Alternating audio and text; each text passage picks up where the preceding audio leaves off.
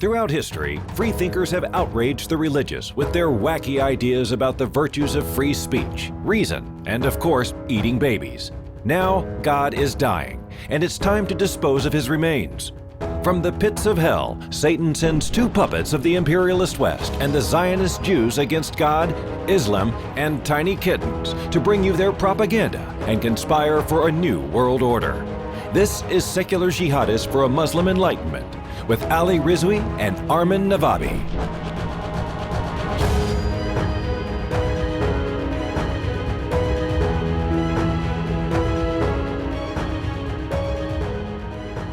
Welcome, everybody, to another episode of Secular Jihadists for a Muslim Enlightenment. My name is Ali Rizvi, and with me is Armin Navabi. Armin, how are you? Hi. You looking good? I'm good. Looking good. Okay, great. So today what we're going to get into is we're going to talk about foreign intervention, the U.S. intervening in other countries. So recently we've had the Afghanistan pullout. We've had like the 20-year war in Afghanistan that cost $2 trillion.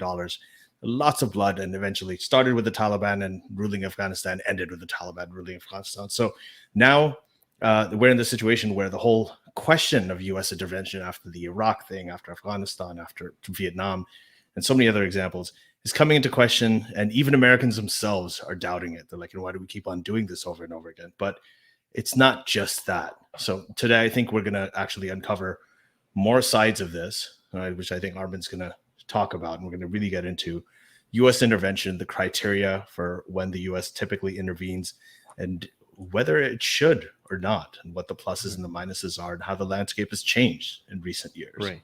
So, yeah. And before we start, I just have to say that we have a Patreon question by D, which we get to at the end. Just a reminder to people who can't join us live, but they're patrons. If the hour that we go live is not convenient for them, because as a patron, you can still send us your questions ahead of time, and we'll make sure that we answer your patron questions. So, if you're a patron and you can't join us live, you could definitely take advantage of that. And if you're listening to this and you're not a patron, link in the description. You can become a patron and support the show at the same time. Anyway, so where do we start? I mean, I have so much to say about this. I could spend 8 hours talking about this, but I'm not gonna. So did you want to start with, I think, just talking about the basics of what is generally, what are the criteria that the United States uses to intervene? I know that they had the Reagan doctrine, they had the Bush doctrine, they had the Obama doctrine. Like, they're different criteria, different presidents, but more or less they're quite similar. But what do you understand? I'm going to test this theory with you, Ellie, because I know so many people are so pessimistic that they would agree with me on this, but like the average person online is not a very good way for me to evaluate how right or wrong I'm about this, because people just accept all sorts of conspiracy theories, right? But I'm going to make the argument, and I know this is like really Twitterish point to make, but I'm going to make the argument that it's mostly based on how profitable the weapon deals are, on what makes a lot of these decisions are based on. It seems like I'm going to make that argument, and I know like a lot of people like, obviously, Armin, that's not even a question. Why would you even think that that's not so obvious?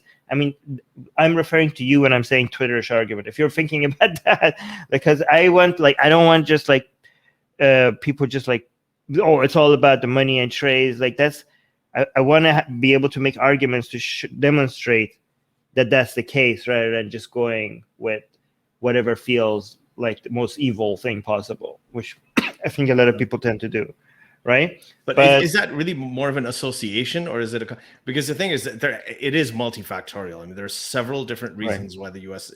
intervenes in different places. This would be one of the factors that you think, or I think it's one of the main factors. But I'm not saying. But however, I'm not arguing that interventions are wrong. Okay. There are, I think like there are examples of good intervention. And even the interventions that are good could still be motivated mostly by economics. Like it's not just a weapons deal. If it's not the weapons industry, it's some other industry. It's like trade. Yeah. I mean, it's still, at the end of the day, it's still economic evaluations way before, I don't know, human rights and stuff like that. I mean, even when it is human rights, it's human rights because stability causes better trade deals and stuff like that. You know what I mean? Right. I mean, I'm not saying human rights and people's lives is not part of the calculation. I'm just saying it's not priority number 1, 2, 3, 4, 5, maybe like somewhere way down the list, right?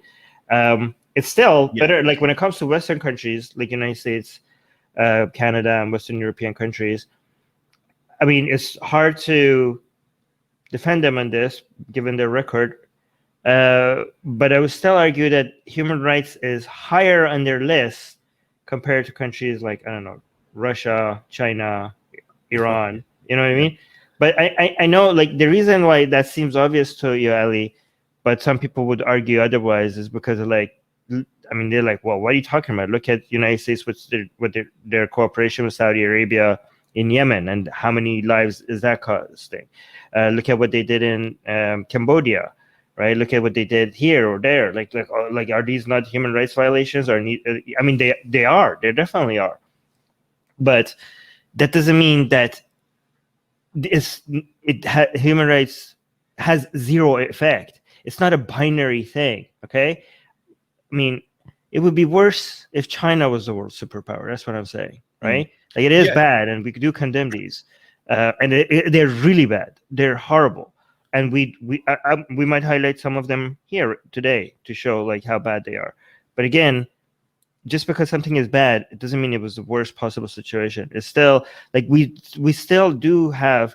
I mean, human rights organizations and public opinion of these on the politicians in these countries has some effect. It doesn't have the level of effect that we want. There are many other elements that has bigger effect, like, I don't know, the profitability of the weapons deals. Those, to me, it seems like they have a much higher effect.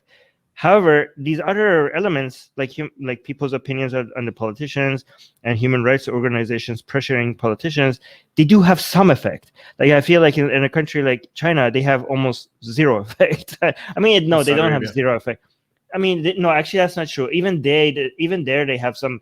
I mean, if, for example, if the international pressure on China didn't exist when it comes to their human rights violation and Uyghur Muslims, it would be worse. Like, even there's some effect. But anyways, I do want to go and compare. But I want to let you make your point. But then I do want to go and say why we shouldn't, like, throw out, like, just because we have examples of really bad interventions and bad results, we shouldn't throw the whole thing out and just be like, we shouldn't do any intervention. I want to make that argument, but go on.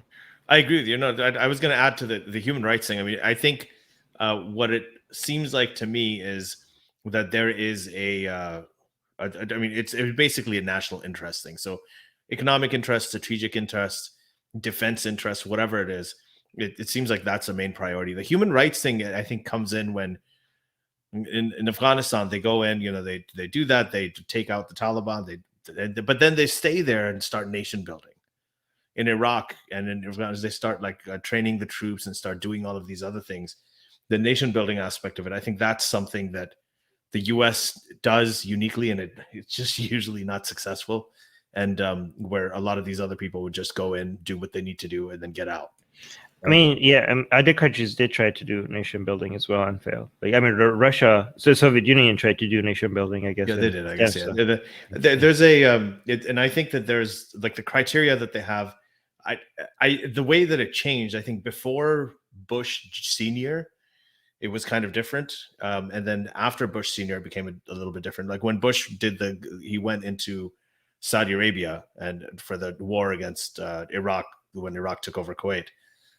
At that point, he had this, he's like, okay, well, locally, do we have support? Yeah, we have support of, like, other Arab countries like Saudi Arabia and so on.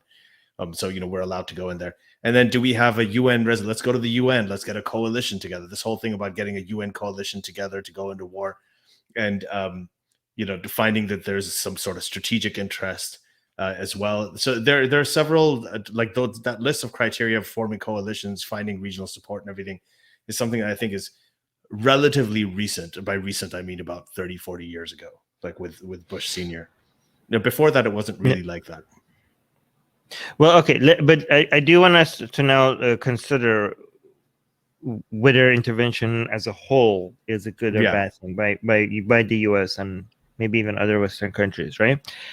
The thing I want to highlight is that in every decision that every decision that politicians make or these countries make, it will always have negative effects. Okay, so the thing that we have to, the way that we have to calculate is like a lot of people just point to the negative effects and say like, oh, here's the negative effects, therefore this was bad. Well, if you didn't do that, it will have other negative effects, right? So what you're trying to figure out is what among all options, like let's say you have option A, B, C, or D, and there's no other options. Like even like doing nothing, I'm including that as one of the options, right? But all of these options will have devastating effects. You're trying to see which one would have the least devastating effect. And again, this seems like contradicting what I said before, because what I'm saying is that the intentions of these countries might not even be saving lives and human race and all. But saying that doesn't mean that we should like give up on pressuring these politicians. So the way we look at it, like the way a lot of people look at it, like, oh, look at the motivation is this. The motivation is not saving people's lives and bringing, peace and stability and democracy or whatever. So therefore, why are we even trying to motivate them to do this instead of that? Like, yeah, but you as a citizen or you as an activist, you have that ability to exert the pressure, right? So whatever their intentions are, you could make it costly for them. You as a human rights institution or a political activist or whatever, or as a voter, you could make it more politically and economically costly for these politicians to not make the decisions that actually benefit the most number of human beings, right? So just because these other factors seem to be a bigger factor, that doesn't mean the human rights factor could not go from, I don't know, factor number 7 to factor number 6. You have that influence, right? So here's the thing. To see which options have the least negative effects, I'm going to simplify things and let's say there's a human rights violation somewhere happening around the world, or there's a genocide, or like something really bad. Okay, so a lot of people say don't intervene. Whenever we intervene, we cause more problems than solutions, right? But the thing is that if you don't intervene, a lot of these same people will be like, what happened to never forget? Like the whole message from World War II. What was the message from World War II? Never forget. Never forget. The world. Like, imagine if all these atrocities were happening, and other countries just stood by and let a lot of people just be massacred or their rights being taken away.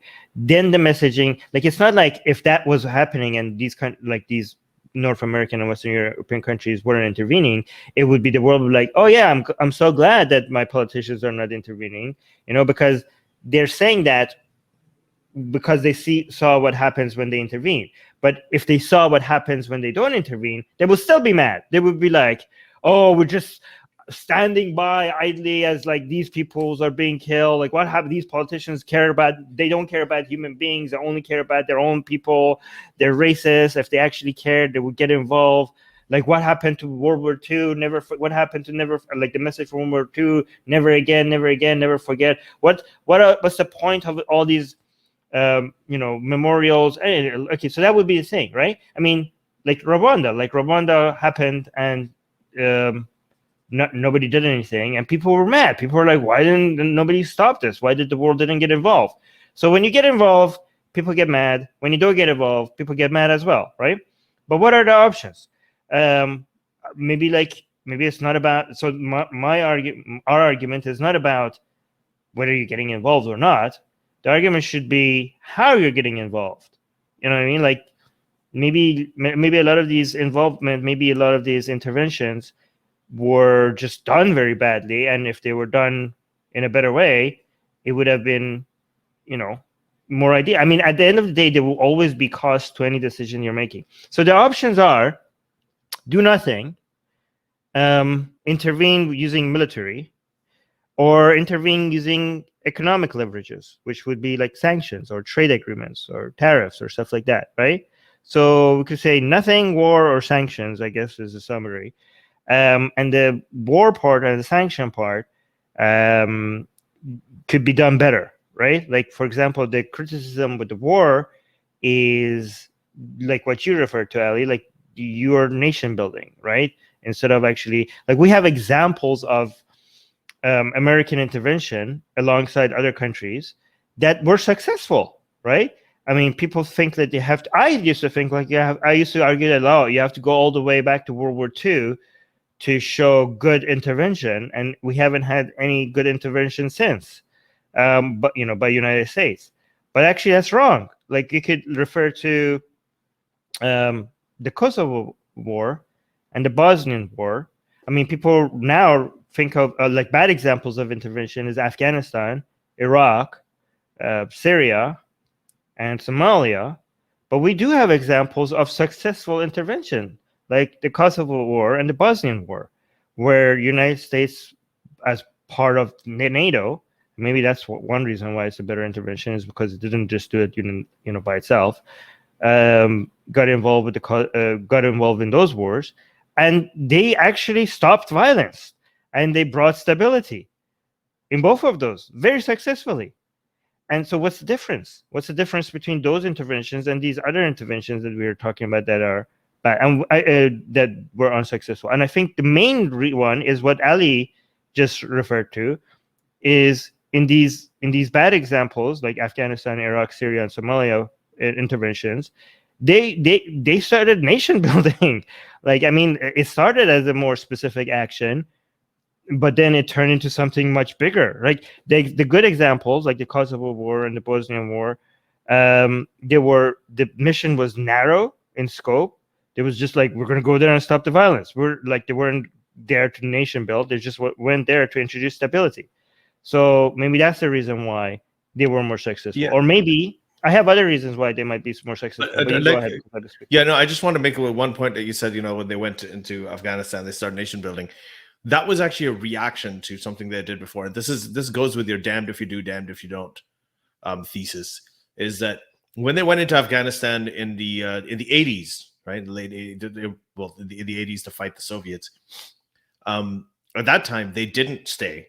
They didn't nation build. As soon as their job was done, they left. They cut and ran, and that's something that Pakistan in Afghanistan in the 80s, right? Oh, okay. They were fighting the Soviet Union. So the biggest complaint was they cut and ran, and all these weapons went into Pakistan, and then all the drugs went into Pakistan. You had Kalashnikov culture and all of this stuff. Those are Russian AK-47s, and then after that, that's how the Taliban arose, and that's how eventually Al Qaeda went into Afghanistan, and then eventually 9/11 happened. So there's that whole cycle, and that is largely blamed on the U.S. not staying there and just cutting and running. So. So again, that's at that time it didn't work for them. Then the second time they decided to stay there for a little bit longer. That didn't work for them either. So that's also another thing. And it's specifically with the T word. Can we say it or no? Yeah. I think so. With the terrorism, they keep on saying that okay, if we don't intervene, then we need to go and we have to stop the terrorism, and that does kind of work. At least, I mean, right now the timeline isn't long enough for us to know whether there's going to be a 2.0 Islamic State or anything like that. We don't know that yet, but it does. Like they're in Iraq, in Afghanistan, when they partnered up with the military in Pakistan, the Yemen thing, in Syria, in all of these places, when the U.S. intervenes or at least plays some role, even if they play a sort of covert intervention role, the Islamic radicalism kind of increases. You have all these parties that grow up. That's at least been the recent record. So it's a damned if you do, damned if you don't situation, specifically when they intervene in sort of Muslim and Arab regions, right? It always seems to tend to backfire. Every time they ally themselves with the moderate opposition, the moderate Muslim opposition, like they did in Syria, it never really turns out well because they become more and more extreme, right? So it's a really difficult question. Well, okay, but the reason I have more reasons than nation building for why it might have not worked in these countries compared to the. But I just want people to know, because I hear a lot of people say that, oh, give me every time we intervene we screwed things up, so we should stop intervening. I mean, like, every time? Are you sure about that? Like, I just wanted to make sure that we do mention the examples of, no, not every time. There was actually we have examples of people benefiting as like violence stopping, people living, war stopping because of these interventions. So and non-intervention has also caused issues. Yes. Like when there was with the red line in Syria that Obama had when he didn't do it. I mean, that caused a lot of problems. The non-intervention in the early 90s, before they actually went into Bosnia, the early 90s with Bosnia. That, I mean, the most famous, I don't know about that, but the most famous non-intervention is Rwanda one. Yeah, Rwanda as well. Like, no, but in the early 90s, right? Like the Bosnia, the biggest complaint was, why did it take you so long? There's genocide was happening for ages. And in the early 90s, they said that because the U.S. didn't intervene, that's why all this sort of Islamic radicalism started increasing in that region, the Balkans. So whether it's non-intervention or intervention, things. This is the actual conflict. This is the problem with the. But can I go through the reasons why I think, like, the difference between the good interventions and the bad interventions? Okay, go for it. So the main one that we addressed was, like, one of them ended up being nation building, and the other one the successful one seemed to be narrow, and like it was specific actions rather than like an entire changing of a country. And it's amazing because it wasn't just. I just want to talk a little bit about the nation building, because the nation building had such an optimistic goals like we want to introduce gender equality in Afghanistan and create a multi-ethnic government. I was like, well, good luck with that. I mean, like, completely change years of culture and people's understanding. Just what do you think is going to happen? Just because you're here, people's like entire mindsets is going to change over a decade? Like, no. Like, I mean, it seems so now. I mean, this is in power of hindsight, but like the whole idea of like, oh yeah, we're going to be here, and because we're here, you guys are going to now, your values are going to change, and you're just going to love human rights and the rule of law. Like, why? It's how you're like, their opinions of people's values are not just going to change because you're there. No, but so the main thing. Okay, so here's the thing: there's a major difference in culture in these other countries. Like the difference.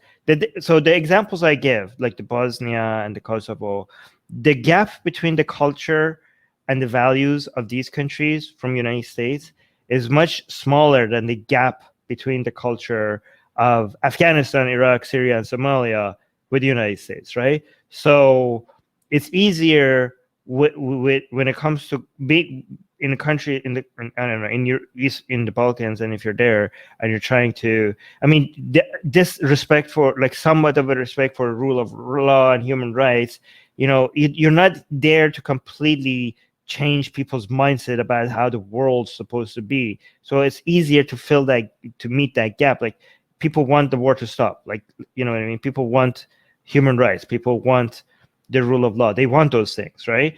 So that's one reason. Like, the gap between the culture might be one reason why they're more successful over there. You know, like, there's a demand for democracy over there by people.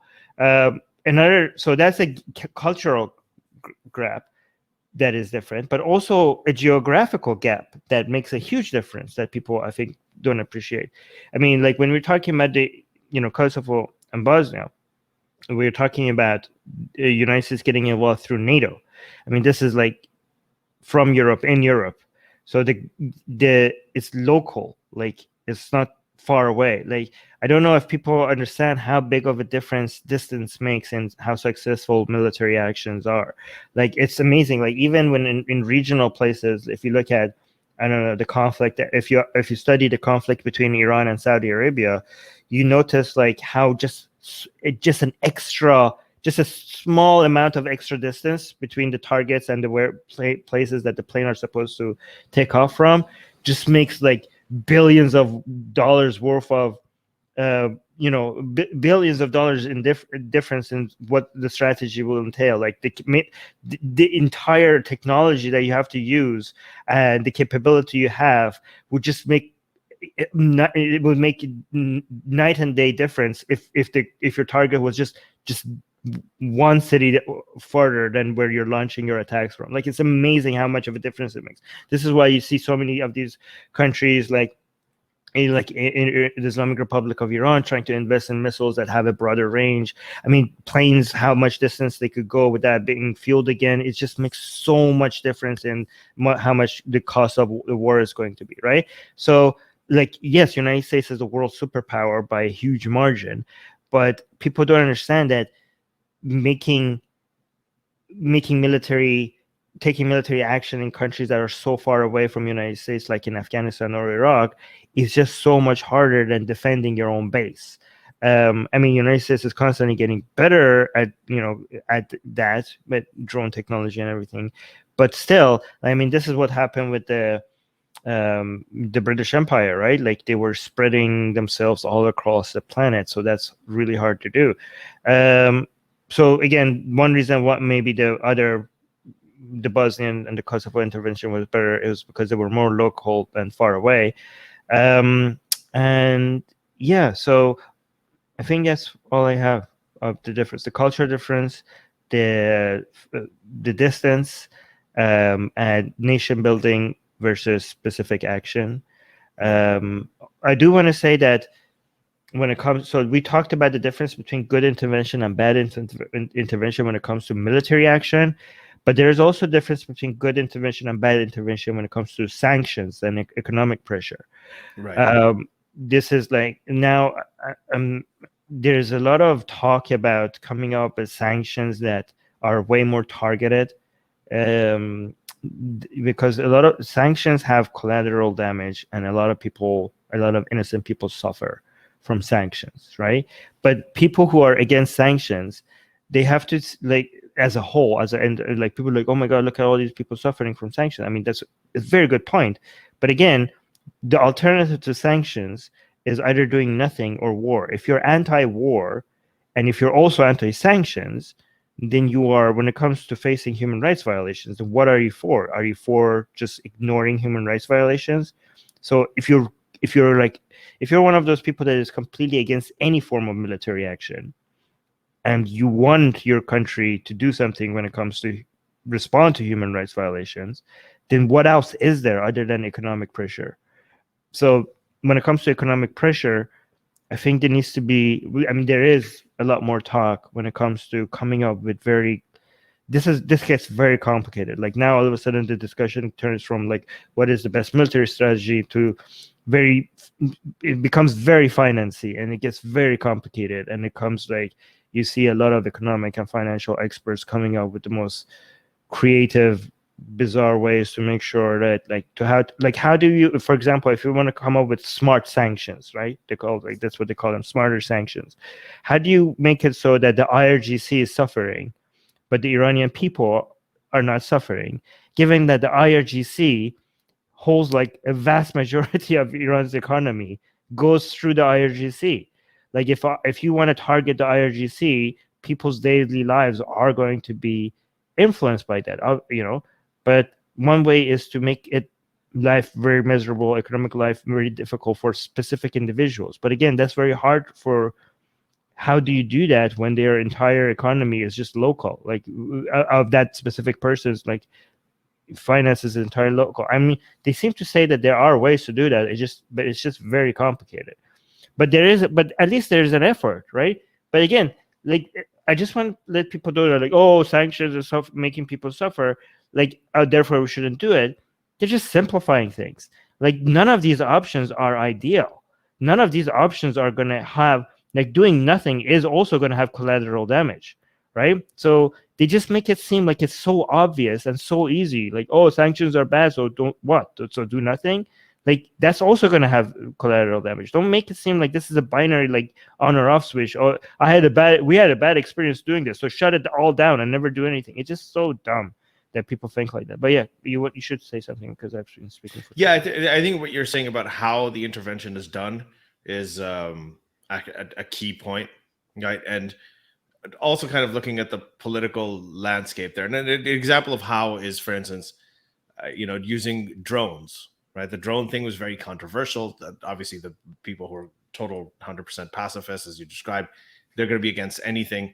But the drones actually were one of the most surgical ways of getting at things, and they actually minimized civilian casualties. I mean, there were a lot of civilian casualties during Bush's era, but then the Obama administration actually made it so the civilian casualties towards the end of it were almost zero, right? So there's I thought Obama, is that true? I thought Obama had high civilian casualties when it comes to no, it wasn't. That wasn't. So it depends who did the reports, right? So there were some people who were there was I think International Bureau of Journalism, or I can't remember I can't remember what it was called. The main organization that came out and said the civilian casualties, but they had gotten all of their figures from the press or media reports and from internal reports, like the Pakistani Taliban were actually reporting from South Waziristan, what the casualties were, and so they were obviously giving their own number. So there were a lot of issues with it, but ultimately, I think, if you read Peter Bergen and some of the things that he's written, you'll realize that the civilian casualties actually declined. So the drones were actually, and then Farhad Taj, who's from the region, the journalist, actually said that the people, when they were there, they had the Taliban on one side, they had Pakistan military planes on the other side, and they were all fighting each other. They were caught in the crossfire. So when they heard drones, they knew that in most cases they would be safe if they're not doing anything because the strikes were so surgical. So I mean, that's a whole other conversation, but that's an example of the how you intervene. The other thing is, like, you have to look at the political landscape, right? In the Middle East, generally, in most of these Arab countries, and we saw that, I think, everywhere.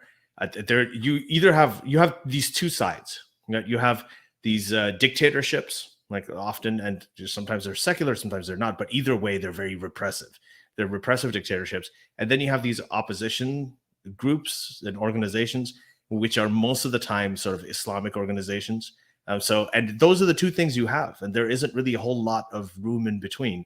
And whenever all of these, even the Democrats in the US say, "Well, we've got to ally ourselves with the moderates."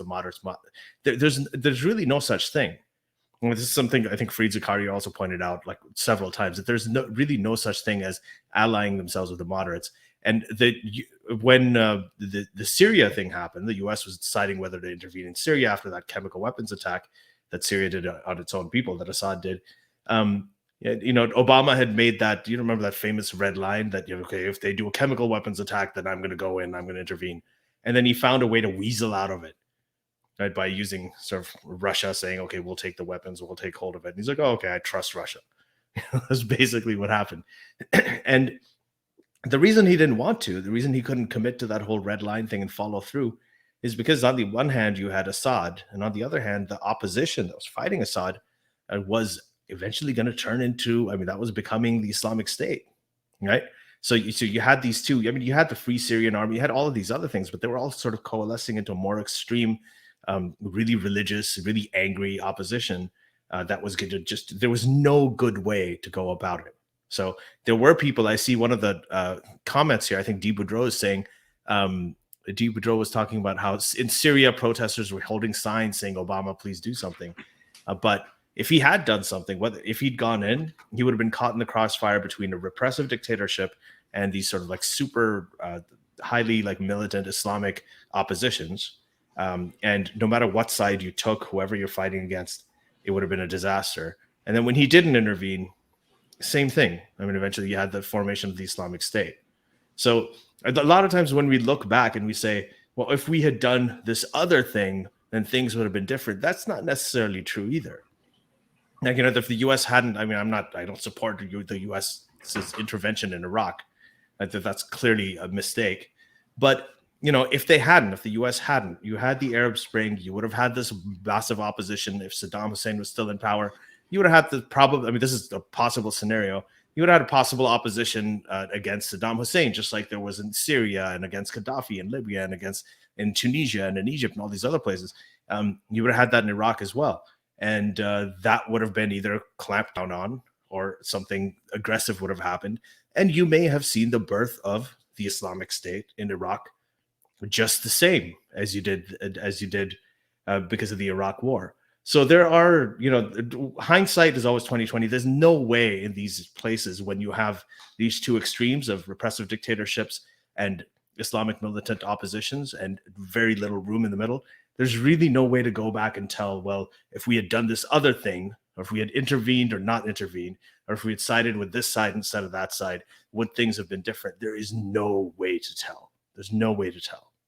And that may be an argument for non-intervention, but sometimes it can be an argument for intervention as well. All right. I do want to start talking about the greatest intervention that just happened, okay? Which is one of the greatest interventions since, like, I don't know if people understand the significance of what just happened recently. And I don't know why is it that we plan these streams and then before these kind of events happen, and then something so relevant to the topic of the stream happens after we already had scheduled the stream, right? Because they're all patrons. They're all watching us. so what just happened, basically, what I'm referring to, I think people know what I'm referring to in the live chat, is, again, guys, I have no idea how this happens. Like, right before the stream, like just maybe a day or two before the stream, we had this trilateral security pact between United States, the UK, and Australia, which is referred to as AUKUS. AUKUS is like supposed to be AU, Australia, UK, and the US. So that's why you're referring to this AUKUS. And I mean, it goes beyond just submarines, but the main highlight of it is the fact that United States is giving Australia nuclear power submarines. Okay. And this is such a big deal. This is a huge deal. And when it comes to interventions, this, I know it doesn't feel like it, but this level of intervention is, comparable to like the whole Iraq situation or Afghanistan situation. It just doesn't seem like it because it's like, so it's just a lot more quiet, right? It's like bombs are not going off, but this has much longer lasting effects, than these other things that have happened. Like to show you how big of a, so for people who might not know what this deal is about, Australia now gets to have nuclear power submarines, okay? And I know a lot of people they are making it sound like this is not an anti-China intervention, but this is definitely an anti-China intervention, okay? And to demonstrate how big of a deal this is for people who might not know, United States has been very, very, very picky about its nuclear technology and nuclear power submarine technology. It has been guarding that. Like, that is not something it will just hand out to any country, right? The only time that they gave anything like that sort of technology to another country was during the Cold War, and they gave it to the UK, right? So because UK was like a United States major ally in the Cold War, so some people are saying like this for this to only happen now a second time, for United States to now give this to Australia, the only time this happened before was during the Cold War. So they're like, are you suggesting that the China threat to United States is as significant as the Soviet Union threat was during the Cold War? Like, is that how big of a deal this threat is being treated? The China threat is being treated. That's something that the United States was so picky about not sharing is now being shared with Australia. And by the way, this is the only reason why I think the UK is involved in this deal, because this is mostly a deal between the United States and Australia. So people are like, what is UK doing in this deal? Well, because UK had access to these submarines, so they had to be part of this deal. I don't know why. I mean, this is just a guess, right? Yeah. So, but by the way, it's important to point out, as the prime ministers and presidents of all these three countries constantly seem to want to point out in their speeches, that these submarines do not have nuclear weapons. They are nuclear powered. And a lot of people think that, some people seem to think like, okay, they don't have nuclear weapons. Like, this is like, they're just nuclear powered. So what's the big deal? It is a huge deal. These submarines are death machines. Okay, like these submarines are can flatten cities. Okay, like that's how big of a deal these submarines are. Like, a lot of the deals, a lot of the weapon deals, big weapon deals that we're seeing, a lot of them are useless, and they're, people can tell, experts can tell, like, why are you even doing this deal? This is not going to help you in the war that you're involved with. Like we see that constantly when, like, United States is selling weapons to Afghanistan. People are like, that's not the weapons Afghanistan needs. When United States sells weapons to, I don't know, Saudi Arabia, you can see how bad they are at it. Like, they keep losing to Yemen, even though they have much more effect, much bigger. Like, you see a lot of costly weapon deals, and you see, like, United States building planes that are so inefficient and tanks that are just never going to be used, just left in the desert. This is not one of those deals. Okay, this is not one of those inefficient, planes or tanks. Or big weapons that are not very effective during, the current wars that these countries are involved with. These are very, very. This is like a serious defense against China. This is in China's backyard. United States is like, we're here now, and like, when it comes to showing China that we brought the big boys and you're back in your backyard, nothing would send that message bigger than this deal that just happened, right?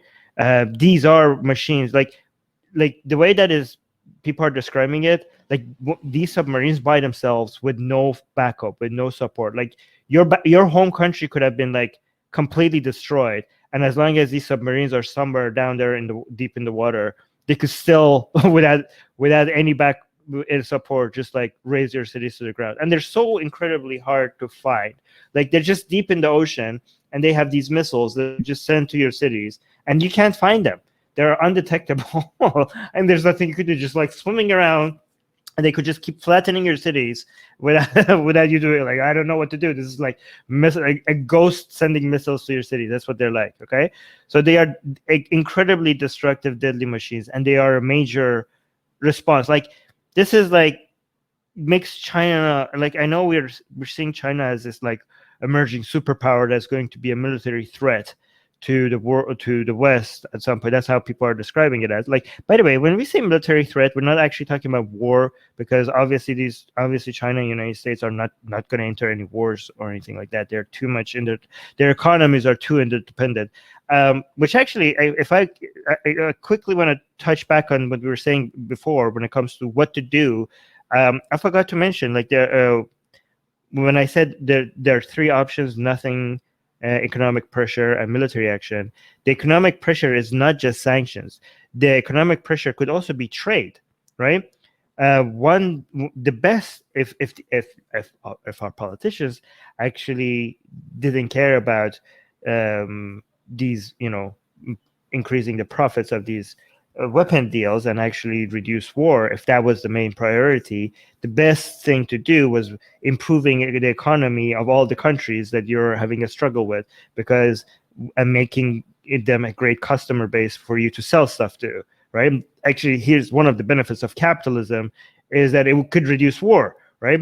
If the economy of countries like, I don't know, Iran and Afghanistan grows, these people will buy stuff, and then you want to sell stuff to them, and then it's much less likely for you to go into war with countries that you have economic ties to.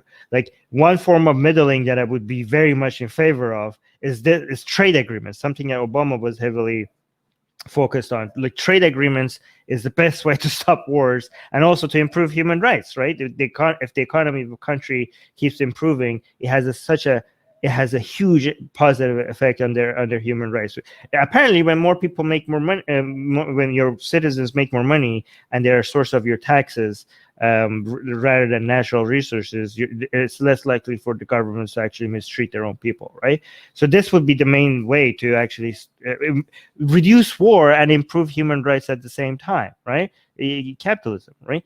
But the problem is that the money from the weapon industry is just too good. And I'm actually going to use this AUKUS agreement that just happened as a way to show how big of a deal these weapon deals are. Okay, but I'm going to get to that point. But Ali, do you want to add anything to this, what I said so far, before I continue with this line of reasoning to get to that conclusion?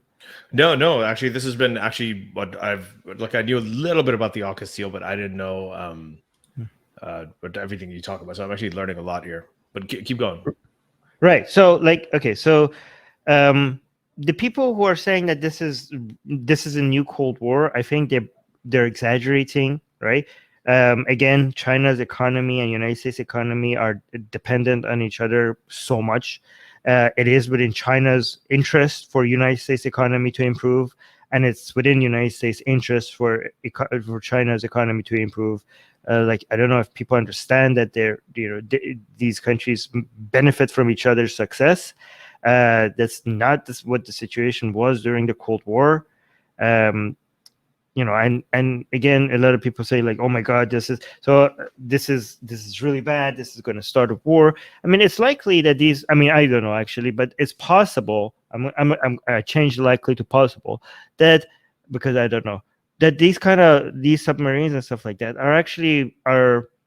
might be a form of good intervention, because these might have stabilizing effect rather than, like, it just makes war a lot more costly. Again, I don't know. I'm going to tell you what the critics will say if people want to hear that, of this AUKUS deal. And again, this is not Australia getting nuclear weapons. Australia has an obligation to its nuclear non-proliferation treaty, right?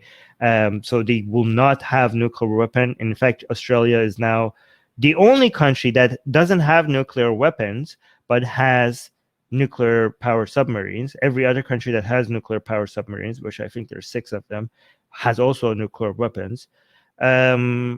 But again, that doesn't mean that these are not deadly weapons. These submarines have a lot higher weapon storage. They are very fast. They can stay submerged under the water for months. Like, they could just stay under the water without any refueling or anything and just go undetected, which is amazing. Okay, so the point I'm trying to make with this deal, with this type of intervention, first of all, it could be a stabilizing intervention. I don't know. I'm going to tell you what the counter argument is. However, the reaction of France to this deal is very telling, okay, in my opinion, okay, because France was supposed to sell submarines, not nuclear power submarines, but like conventional submarines, to Australia, okay, and they just this was like, nobody told France that, oh yeah, the deal that you had with Australia, the conventional submarines, the not nuclear ones that you're supposed to sell to Australia, it's not going to go through. They didn't, like, Australia didn't tell France, United States didn't tell France, UK didn't tell France. France found out that their deal with Australia is not going to go through, the same, like, with the rest of us. So the negotiations were done behind their back. Behind their back, and they found that last minute. Like, they found out when we found out. The deal was worth, I think, what, $60 billion or something like that? 50 billion. I heard $50 billion. Oh, okay. Yeah, around that. Maybe much. I'm wrong. Yeah, Yeah. It was a big deal, basically. France, and then it wasn't going to go through. So that's a big shock to them. Yeah, it was a big deal, and we can understand why France is angry with Australia and United States. For some reason, they don't seem to be very upset with UK. I think they've recalled the ambassadors, though. They haven't recalled the UK. Not from UK. Oh. No, they're okay. But here's the thing. This is the key part. Okay, so they recalled their ambassadors from US and Australia. Maybe by the way, maybe by the time you're listening to this podcast, maybe by that time they also recalled it from the UK. But so far, by the time that we're listening, they haven't recalled their ambassador from US or Australia. But guys, let me tell you why this is such a big deal. Okay, France has had tensions with United States. Okay, France has had tensions with the United States over the Iraq War.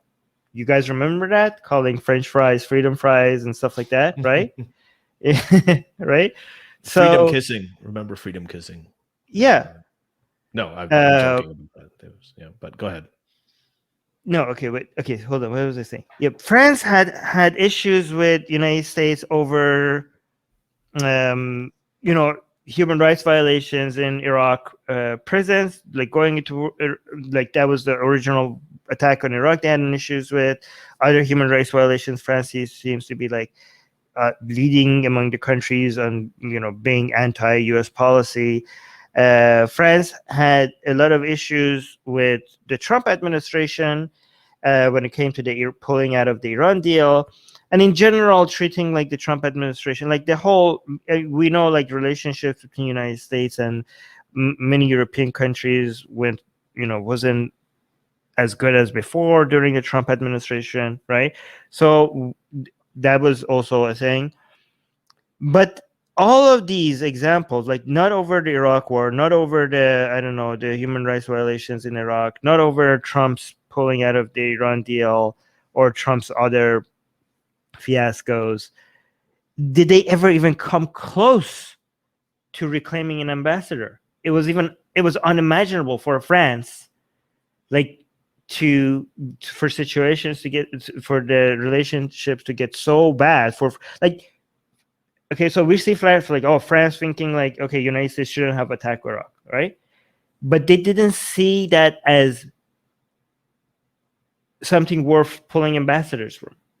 But this deal, them not buying $50 billion worth of submarine, was such a punch in the gut that they're calling back their ambassadors. They're calling them back, right?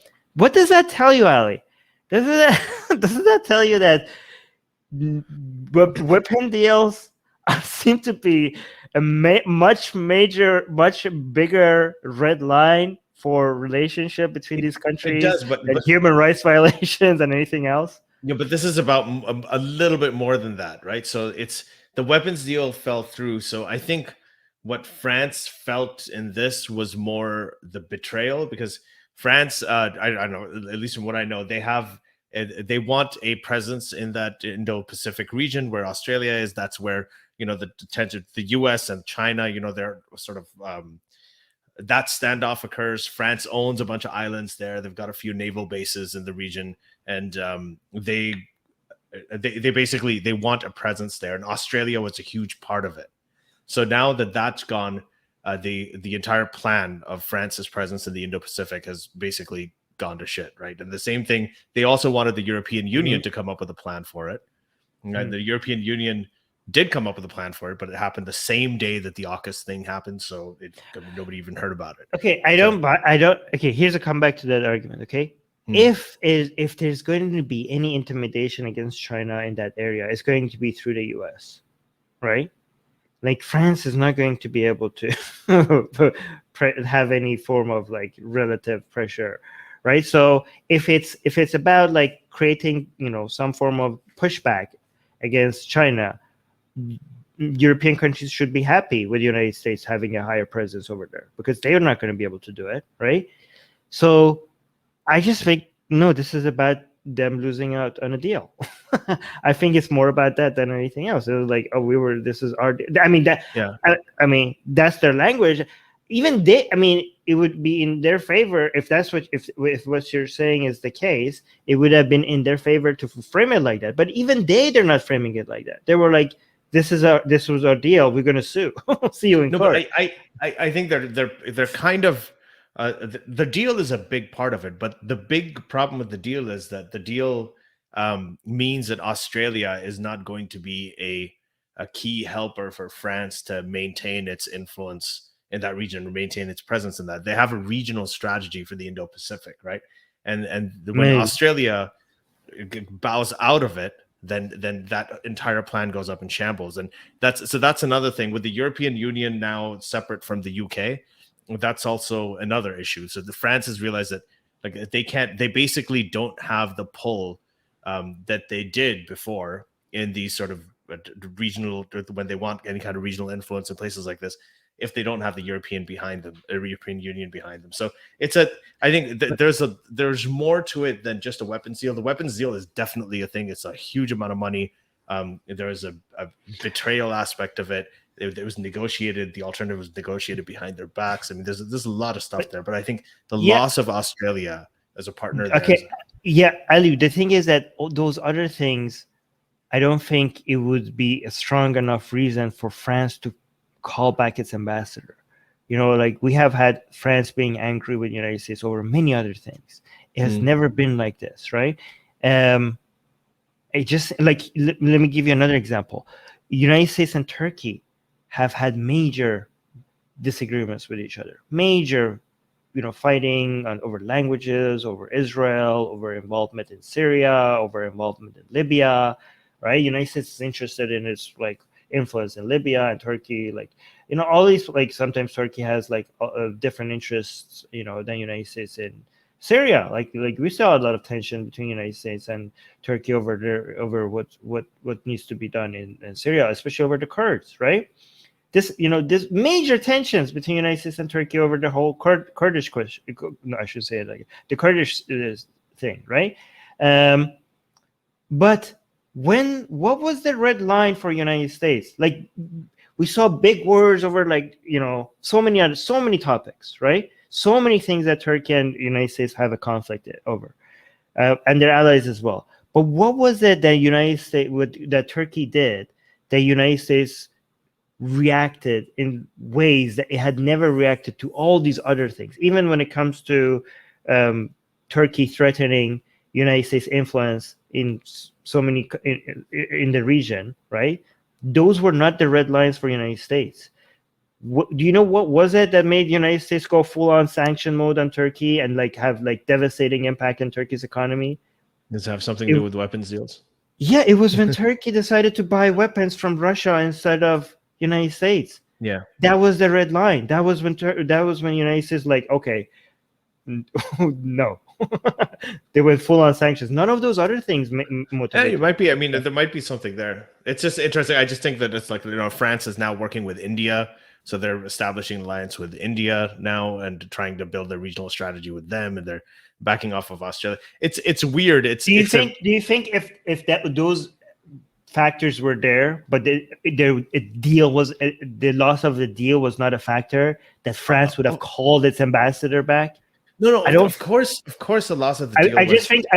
I'm just thinking the main element of the main factor that has made the tension this high was the loss of the deal, rather than those other factors. But I think they're related, right? I think the loss of the deal from Australia, this negotiation behind their backs, that entire thing, right? And the undermining of the French strategy, the regional strategy there, and all of it goes together. I don't think you can separate them from each other. If they had negotiated something else that was worth a lot less. I'm not separating them from each other. I'm just saying if you could come up with an alternative situation where France's presence in the region would have been lowered or challenged, but it wasn't losing a deal. If you could find an alternative, I don't think the deal is a huge thing. Yeah, in that case, I get it. Yeah, you're absolutely right. But anyways, we should respond to patron question. Yes. So let's do it. So D has a question. So let's do D's question first, right? And D's question is, and I'll read it out. D. Boudreau is asking, how do you deal with people who blame the U.S. for literally everything? Do you think, for instance, the Salvadorian government would take any blame for the death squads during their civil war, or only blame the U.S. for providing arms? Likewise, people always say the U.S. created the Islamic State. I get this all the time as an American. I am a history nerd. I know the wrongs committed, but damn, do we have to take credit for all the bad in the world? When you are a superpower, and it's a unipolar world in terms of, until the late 80s, there were two superpowers. You had the U.S. and the Soviet Union. Now it's basically the U.S., and the U.S. obviously has every country has to deal with the U.S. A lot of blame is going to come towards you. A lot of it will be legitimate. Some of it will not be legitimate. So, you're right about that. I think it's just inevitable when you're in a position of global leadership that people, when things are wrong, when you influence so much of the policies and everything that happens in the world, the economics in the world, and then regionally too. I mean, we talk about it here in Canada. I mean, the U.S. policies often affect Canada a lot more than Canada's own government's policies do. Same is true for Iraq. Same is true for Saudi Arabia. Same is true for so many other countries. So when things go wrong, the blame will come to the U.S. And when things go well, the regional leaders take the credit. It's always been kind of the case, unfortunately. I want to also respond to this question, Mehdi. Yeah. I think the problem is that a lot of people just have this black and white mentality, and they just look at everything a lot of things in binary, terms. Like, they think, like, yes, is it true that the United States had an influence in the creation of the Islamic State? Yes. In the Taliban? Yes. But a lot of people say that, and then their understanding is that it's all United States' fault, and they don't understand that things are a lot more complicated, and it's a whole bunch of countries' government's fault. United States was one of the reasons why these things happen, right? Like, for example, let's look at the Taliban. A lot of people look at the history of United States involvement in Afghanistan and show how that led to the creation of the Taliban. Is that true? Yes, that is true. Okay. What they fail to take account for is the fact that Pakistan's government was heavily involved. Pakistan government is the number one country you should be blaming for the existence of Taliban.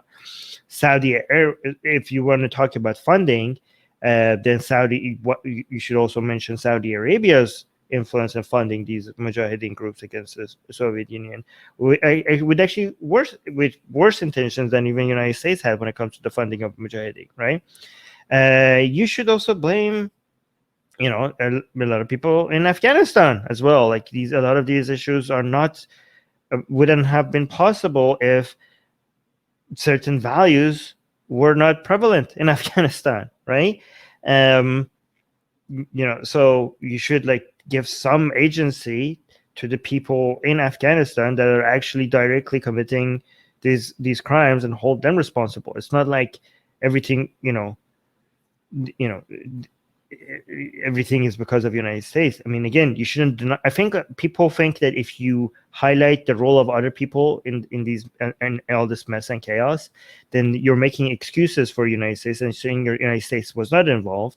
And then a lot of people who mention the United States was involved, they're saying that these other countries have no involvement. Oh, another country that you should be blaming is Egypt. Egypt was before the Mujahideen were even a great force in Afghanistan. Egypt was the source is where a lot of this Islamic ideology was exported from to Afghanistan. That created the base for the Mujahideen to eventually become this influential.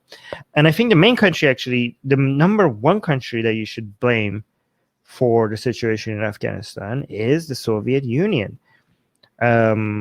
both before and after they invaded Afghanistan.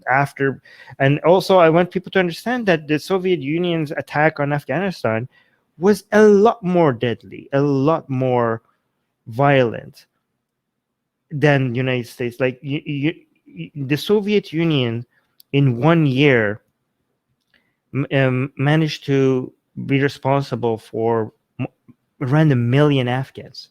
Okay, like in the 20 years the United States has been in Afghanistan, the death toll has been how much, Ali? It's been 30,000, I think. I forgot the number. 30,000 over 20 years, and the Soviet Union was managed to kill 1 million in 1 year. They basically the bombing on Herat by itself was devastating. It was it was genocidal. It was crazy. And that's another thing is a lot of the deaths. Let me finish this thought. Okay, no, you go ahead.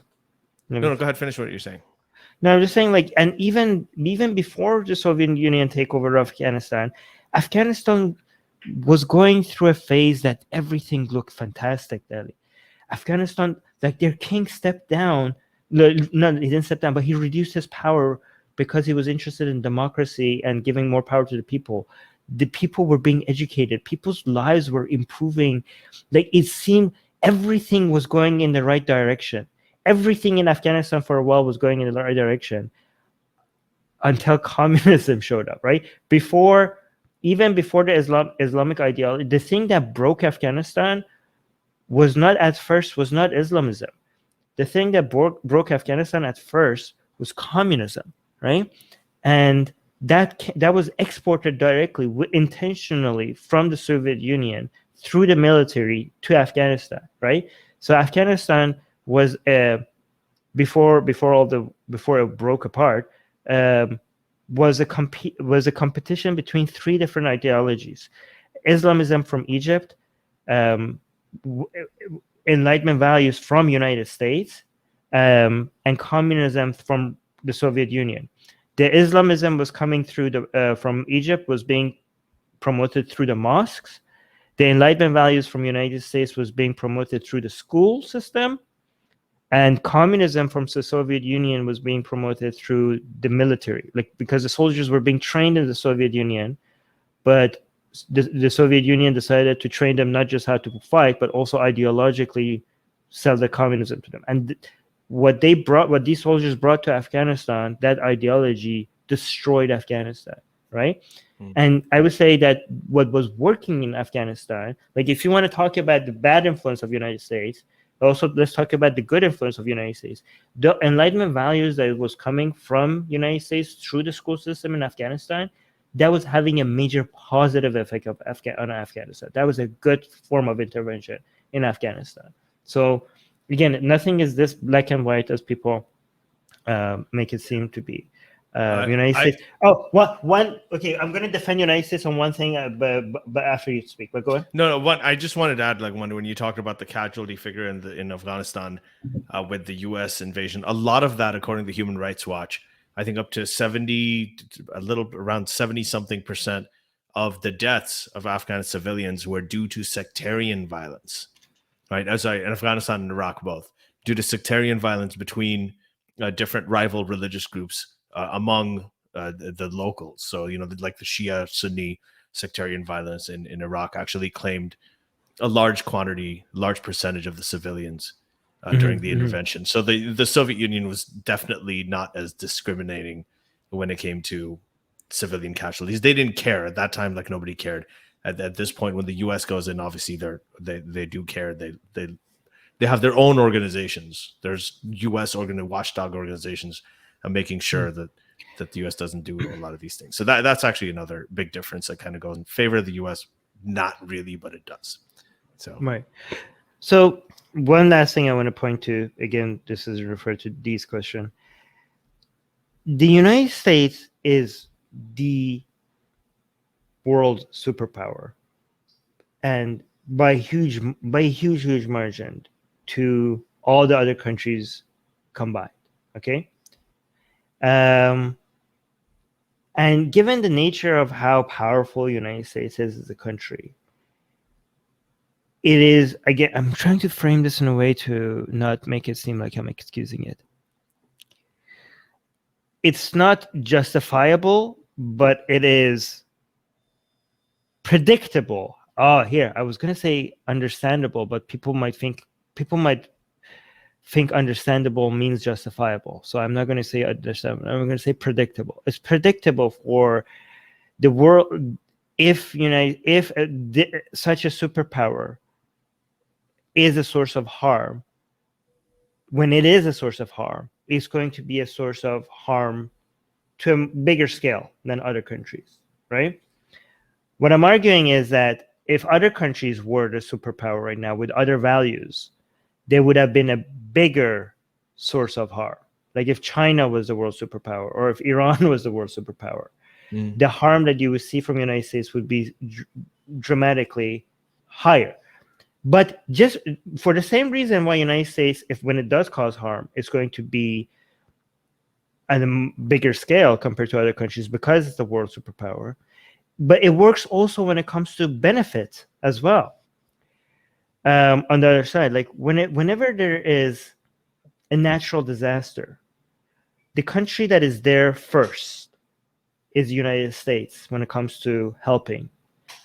And the country that leaves last is also the United States. And the country that has the most amount of aid, the most amount of, when it comes to fighting disease, when it comes to fighting, people being devastated by natural disasters, when it comes to fighting fire, when it comes to technology, okay?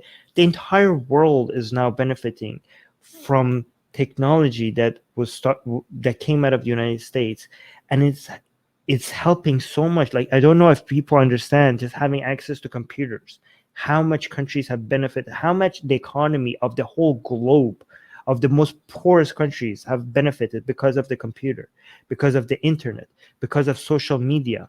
Where did these come from? These all came from the United States. Fighting the diseases that have been eradicated, a lot of this comes from medicine that has been made in the United States, okay? So I'm not saying any of this excuses the war crimes by the United States, okay?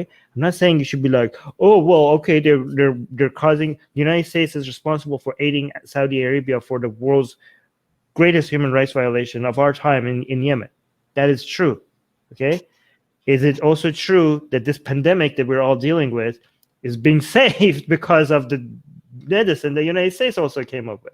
Yeah, that's also true. We would probably have to deal with this pandemic 5 extra years. I don't know if it wasn't because of the United States. I don't know, extra. I don't know how many more years. Yeah. But I'm just saying that United States is not one entity. You don't have to say like, is it good or bad? There are different institutions, different organizations, these different people involved. You don't even have to make a judgment call on one person, okay? You could make different judgments on different positions on one individual.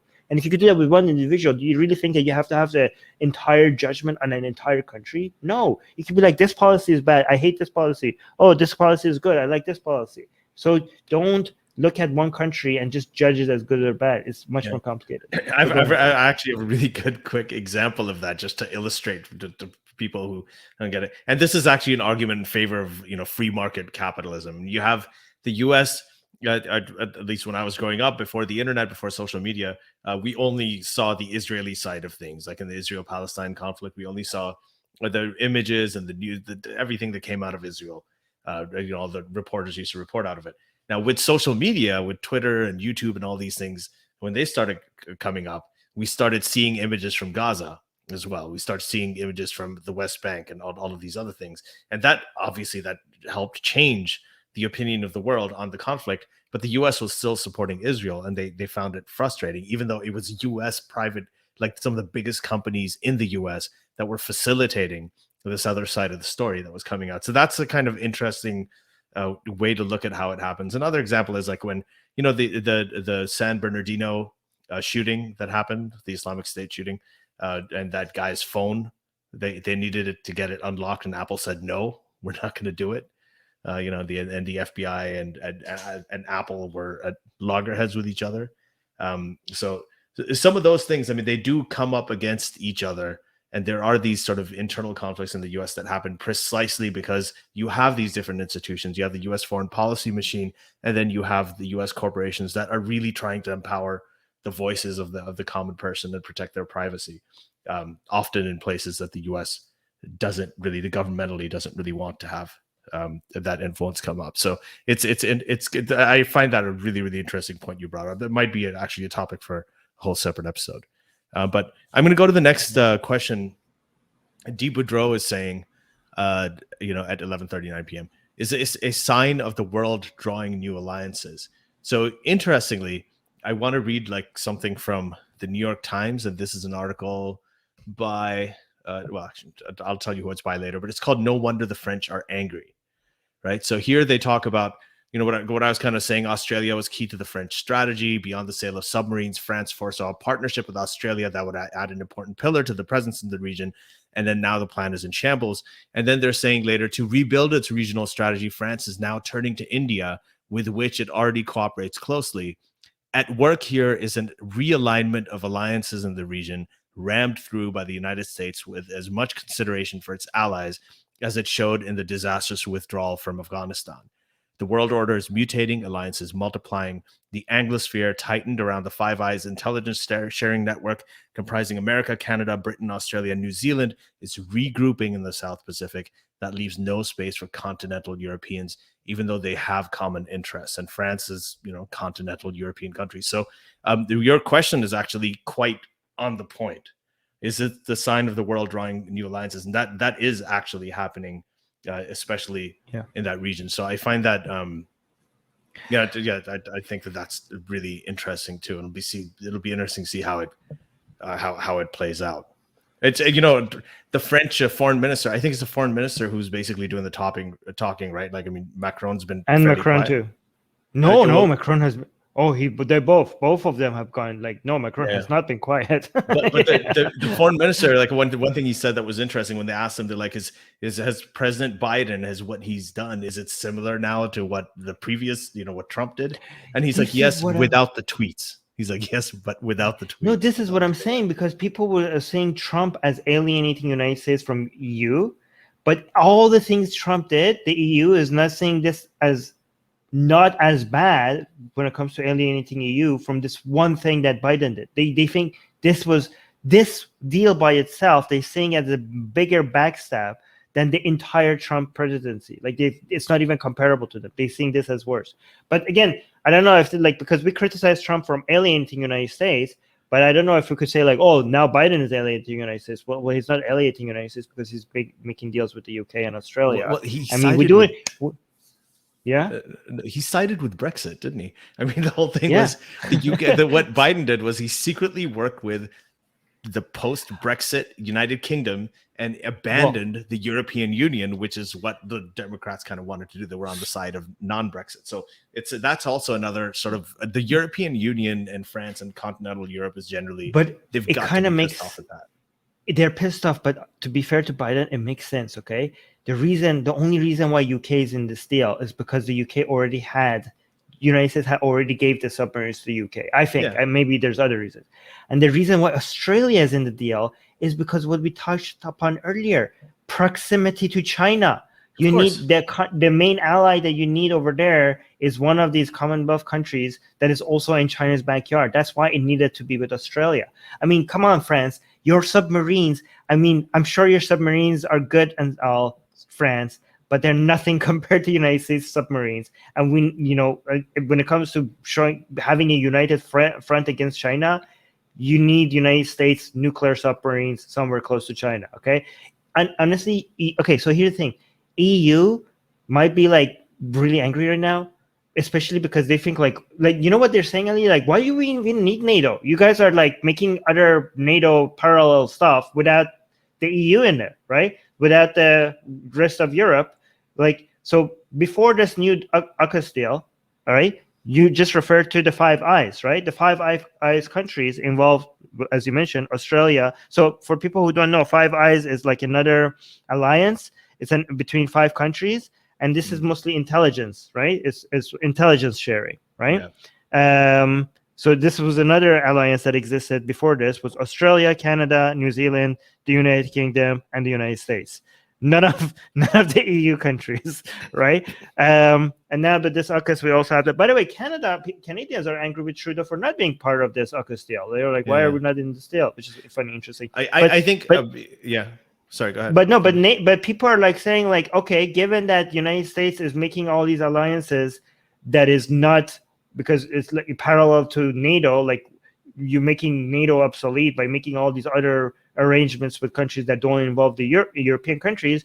EU is saying like, we need to stop depending on United States when it comes to defense and military. We need to make our own NATO parallel military stuff that is just the EU. Like, we need to make an EU army without the US, so that we're less dependent, and without the US and the UK, so we're less dependent on those. The problem is that their military relative to US is like it's like nothing. I mean, it's huge. I mean, come on, German military is big compared to a lot of countries like in the Middle East and stuff, but compared to the US, when it comes to actually being a major, like, I mean, the EU is a great force maybe against Russia's army, but to be able to go all the way to China and have a presence there and be a big deal. Like EU is not going to be able to do it without the US, right? Yeah, but they still need to start working on an EU army, I guess. Yeah. Well, I mean, they're going to. So I think this is why I love this question so much, D, is that, is this a sign of the world drawing new alliances? What you're going to see right now is France has sort of seen that, okay, now that continental Europe as a continental European country, it is out of the picture, right? All of these other people are going to work behind their back, and their former allies are not really someone they could trust, pulled back their ambassadors, working with India. So now you're going to see more of an independent, the European Union becoming more independent, more economically independent, more militarily, starting building up their defense. And France is going to be kind of leading this. So they will be, I think that's going to be I mean, they're still going to be tied to the US. I mean, they can't, right? Like these countries, of course, yeah. The EU and the US just have too much mutual interest and too tied to each other for them not to be working with each other. It's not about like a lot of people, like, it's not about like not working with the US or cutting ties with the US. It's about like having alternatives so that they're not so that they're not so much dependent on the US when it comes. I mean, and the US the Americans might also, American taxpayer might be like, well, it's about time because a lot of your defense has been dependent on our tax money anyways, right? Like a lot of the security EU enjoys is because of the money that the American taxpayer give for their military, and Canada and Western Europe, like all of Europe, is like, well, if anybody attacks us, America is going to come help us anyway. Like the American taxpayer should be like, yeah, you guys should spend on your own army. Thank you very much. Yeah, and that's still probably going to happen. I mean, but it's kind of, there is a little bit of a realignment and a shift, and I think it's going to be really interesting to see. But either way, like we're well over time now, but this is really fascinating stuff. I think it's going to be interesting. It's going to change a lot. And Susanna is reminding us how to properly YouTube. Thank you very much, Susanna. That's exactly what we're going to do right now. Yeah. Susanna saying, boys, don't forget to tell people to like and share. Well, guys, if you're watching this live, you're a patron, so you don't share this one if you're watching the video live. But if you're listening to the audio version of this, then please do like and share so that you can help us grow the channel. That would be very much appreciated. Thank you very much. Right. So for non-patrons who are listening to this, if you're listening to this on YouTube, please hit the subscribe button, hit the bell so you're notified every time there's a new video. And we have lots of short video clips and a lot of really, really interesting topical stuff that we put out on a daily basis. So you'll definitely get a chance. You'll get notified of all of those. If you are listening to this on your podcast app, like on iTunes or on, any of the other podcast apps, please give us a rating, and that'll help feature us, and it'll help bring us up and make us more prominent. And if you like what you hear today, then please do consider going to patreon.com/SJME and signing up as a patron for as little as $1 a month. For that, you get 5 to 6 episodes every month. You get to watch them. You get to participate. And if you cannot participate live, you can submit your questions. You can put your questions on the Patreon page under the live stream announcement, and those questions will be given priority and will be read first, like D. Boudreau's question was today. And it was addressed and answered first. Link to Patreon is in the description if you don't want to type it up. Yeah, it's in the description. So thank you, everybody, for joining us. I think this is great. We're probably going to have more topics on this. Yeah. We're going to be talking about this a little bit later. We cover these topics very well, Ali. I must say, I know it sounds self-congratulatory, but I mean, I think we cover it better than any other source that I know. I also come here to learn. I actually learn a lot from, like just sort of talking to you and hearing the stuff that you've done. So, Armin's pretty good at this stuff. We do have an upcoming, I think we can announce in we have our monthly Q&A, which is public. It's for everybody, happening on the 29th. That's next week on Wednesday. So that's not just going to be a Patreon thing. That everybody can join in. You can bring your friends. You can ask them to check it out and ask us about anything you want, except for the stuff that YouTube won't let us talk about. But aside from that, yes, pretty much anything. So please do join us September 29th, same time, 11 p.m. EST. And then after that, we do have Infidel Noodle, Armin. We have booked her. So Susanna and I will be talking to Infidel Noodle on, I think it's Monday, October 4th right now, but we'll finalize it later on. So yes, that's great. I'm going to always refer to her as Noodly Noodles, because I forgot her name and I said Noodly Noodles and I thought like It was a better name, so I will refuse to call her Infidel Noodles. Anyways, okay. Yeah, guys, check that out. That's going to be a great show. All right. Okay, guys, thank you, everyone, and talk to you soon. Bye. Right. Bye. Be best. Be best. The Secular Jihadists have been made possible thanks to the Illuminati and the covert support of Israel and the CIA. That's what we have been told, but we haven't received our checks yet. If you like what we do, please support us. Share the podcast with your friends. Write and tweet us with topic and guest suggestions. Or head over to secularjihadists.com and give $1 or more for exclusive access to live video. Have your questions read and answered on the air, and more. Till next time, may the flying spaghetti monster be with you.